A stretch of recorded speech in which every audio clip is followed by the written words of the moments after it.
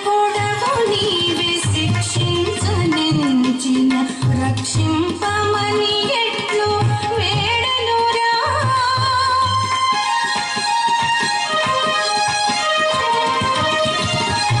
రక్షకుడవు నీవే శిక్షించనించిన రక్షింపమని ఎట్లు వేడనురా.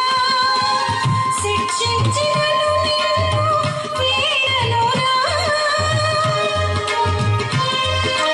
శిక్షించినను నిన్ను వీడనురా.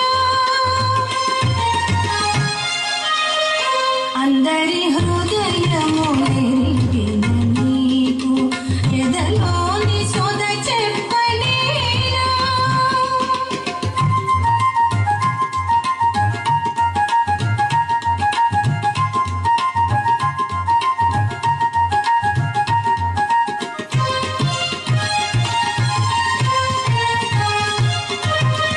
అంతా నీ ఇచ్ఛ,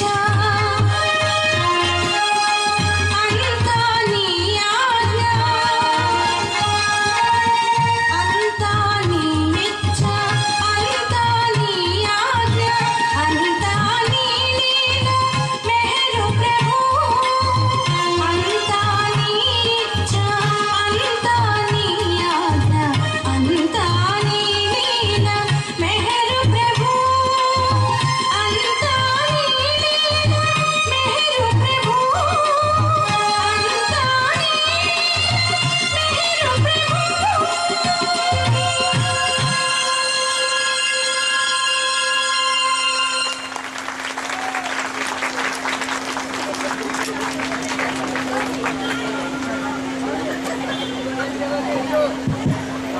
రియలీ గుడ్, చాలా హార్ట్ టచింగ్గా ఉంది.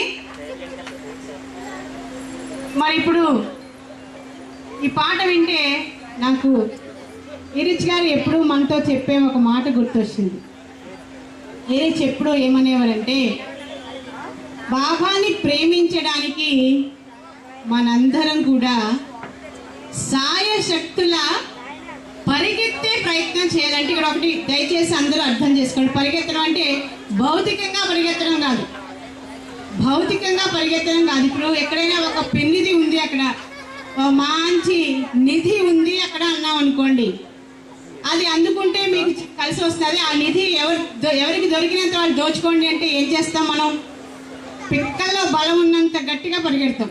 సో ఆ పరుగు ఎలా ఉంటుందంటే, దానిని అందుకోవాలి అనేటువంటి ఆత్రంతో ఇంకేమీ కనిపించదు మనకి, అంత బాగా పరిగెట్టడానికి ప్రయత్నం చేస్తాం.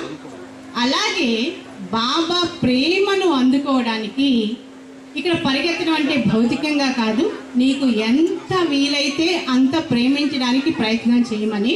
సో ఆయన చెప్పిన మాట ఏంటంటే, మొట్టమొదట నువ్వు చేయాల్సింది బాబాని ప్రేమించడానికి పరుగు పెట్టడానికి ప్రయత్నం చేయన్నారు.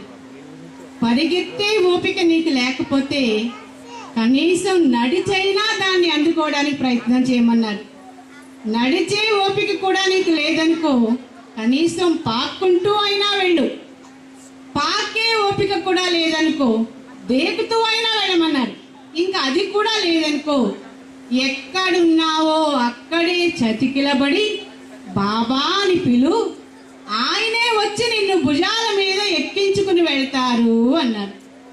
మరి అంత దయామయుడు బాబా.